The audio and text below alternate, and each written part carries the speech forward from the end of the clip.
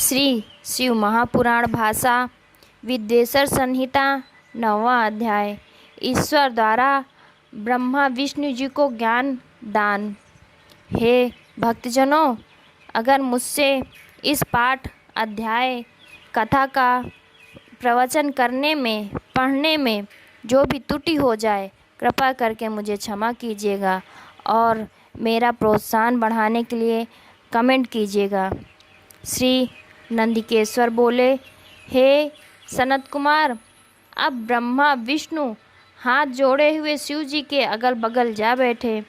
फिर उठकर पुरुष वस्तुओं से प्राकृति पुरुषवाचक जैसे हार, नूपुर, केयूर, किरीट, मणिकुंडल, यज्ञ सूत्र, उत्तरीय वस्त्र, माला, रेशमी वस्त्र, तांबूल, कपूर, चंदन, अगर लेपन, धूप, दीप, श्वेत छत्र, व्यंजन, ध्वजा और मन से अतीत वाणी द्वारा तथा और भी बहुत सी दिव्य वस्तुओं द्वारा उपहार प्रस्तुत कर ब्रह्मा और विष्णु जी ने शिव जी की पूजा की। शिव जी ने उन चढ़ाई हुई वस्तुओं को उठाकर सबने विस्तृत कर दिया। परमात्मा परंपरा की रक्षा की। पुनः ब्रह्मा विष्णु से पूजित शिव जी प्रसन्न हो उनसे बोले, हे वत्स, ऐसे महान दिन में तुम्हारी पूजा से मैं संतुष्ट हुआ। अतएव अब आज से ये दिन शिवरात्रि नाम से प्रसिद्ध एक बड़ा पवित्र दिन होगा, जो कि मेरी प्रिय तिथि होगी। इस शिवरात्रि के दिन जो मेरे लिंग बेर शिव जी की पिंडी की पूजा करेगा वो सृष्टि विधायक तक होगा। यदि कोई जितेंद्रिय निराहार रहकर 1 वर्ष तक निरंतर मेरी पूजा करेगा तो वो बड़ा तपस्वी होगा।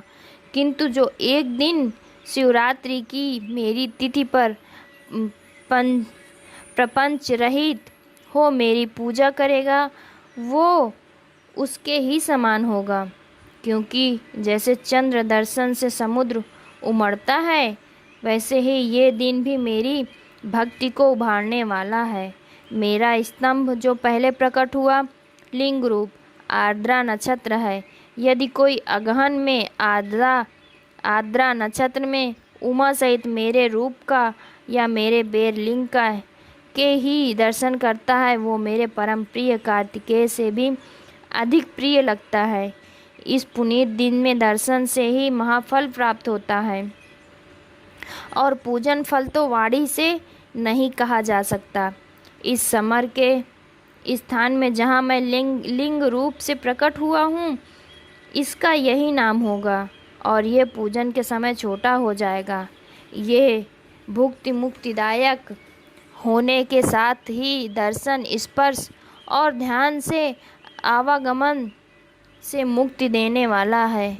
विश्व में इसका नाम अरुणाचल होगा और यहाँ शरीर छोड़ने वाले को मुक्ति प्राप्त होगी। जो इस लिंग में मुझे परमेश्वर लिंग स्वरूप की पूजा करेंगे, उन्हें सालोक्य, सामीप्य, सारूप्य, सर्ति और सामुज्य 5 प्रकार की मुक्ति प्राप्त होगी और सब भी अपने इष्ट को प्राप्त करेंगे। फिर तो ब्रह्मा विष्णु के युद्ध में जितनी सेना मारी गई थी, उन सबको शिव जी ने अमृत वर्षा कर जीवन प्रदान किया और उन दोनों की परस्पर शत्रुता को ये भी कहकर समाप्त किया कि मेरे सकल और निष्कल 2 स्वरूप हैं, जैसे और किसी का नहीं, इसलिए कोई और ईश्वर नहीं हो सकता।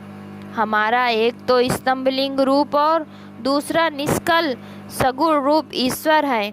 ये दोनों ही स्वरूप सिद्ध हैं। बड़ा आश्चर्य है कि तुम लोगों ने अज्ञान वश अपने को ईश्वर मान लिया था। उसे ही दूर करने के लिए मैं संग्राम भूमि पर आया। अब अभिमान त्याग कर मुझ ईश्वर में भक्ति करो।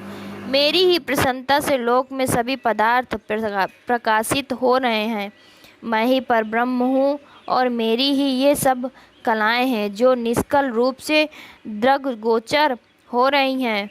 मुझ गुरुदेव के वाक्य ही सर्वदा तुम्हारे लिए प्रमाण हैं। तुम्हारी प्रीति देखकर ही मैंने कहा है, मैं सगुण निर्गुण दोनों हूँ।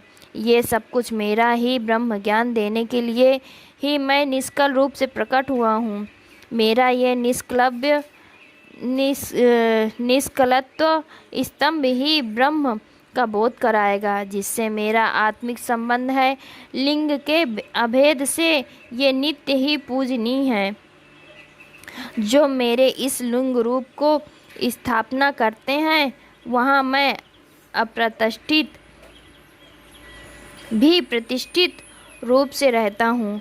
मेरा लिंग रूप प्रधान और बेर रूप गौण है। बेर में स्थान की क्षेत्रता नहीं है और लिंग में स्थान की क्षेत्रता है।